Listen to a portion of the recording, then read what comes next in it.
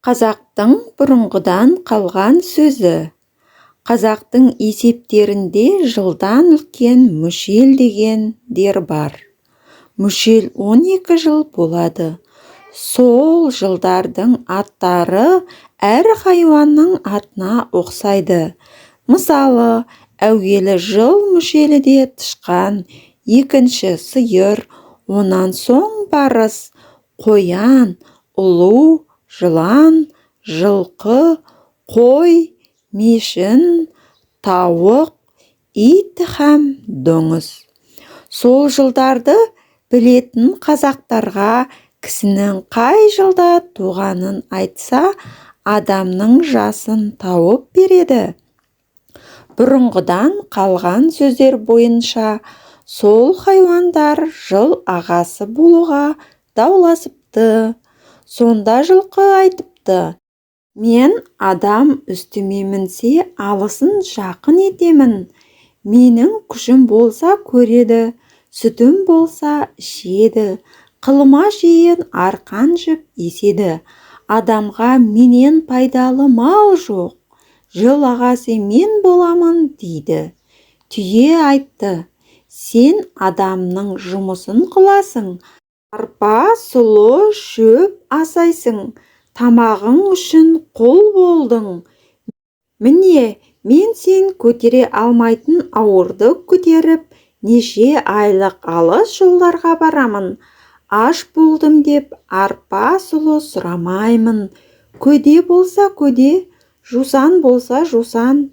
Не кез келсе соны қори етіп, табылса су ішіп, табылмаса шөлде де жолға жүре беремін. Жыл басы болу маған лайық дейді. Сиыр айтты: адам егін ексе менімен егеді, сүтімді ішеді, құртмай істейді дейді. Қой айтады: мен болмасам қазақ үйін немен жабар еді, жүнімді алып кигіз істейді, жабағымменен киім тігеді, арқан жіп істейді, сүтімнен құртмай алады дейді. Ит айтты: мен болмасам сендердің көбіңді не ұрлап, не қасқыр жеп таусар еді. Сендердің баршаларыңның мен бақташыларыңмын. Дұшпан көрінсе үріп, абалап еме хабар беремін. Тауық айтты: мен болмасам кісі ерте тұрып, жұмысына бармай ұйықтап қалар еді. Мен таңертең тұрып, шақырып хабар айтамын, таң атты деп. Көп отырса жұмысыңнан қаларсың. Жатар уақыт болды деп түн ортасында шақырамын. Кеш болса тағы шақырамын, мезгіл болды деп дейді. Тышқан не айтарын білмей тұрды да бір түрлі қулық ойлап, жиылған көпке айтты: бұл таласқанмен еш нәрсе өнбес. Күнді қарап тұралық та, кім бұрын көрсе сол жол басы болсын дейді.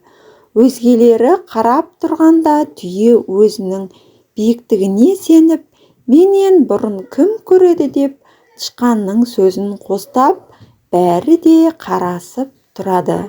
Біраздан соң тышқан жорғалап түйенің үстіне шығып, өркешінің басына мінеді де отырады. Мұнан соң күндік бәрінен бұрын тышқан көріп, хабар беріп жыл басы болғаны. Түйе бойына сеніп құр қалды деген сөз осыдан қалған екен.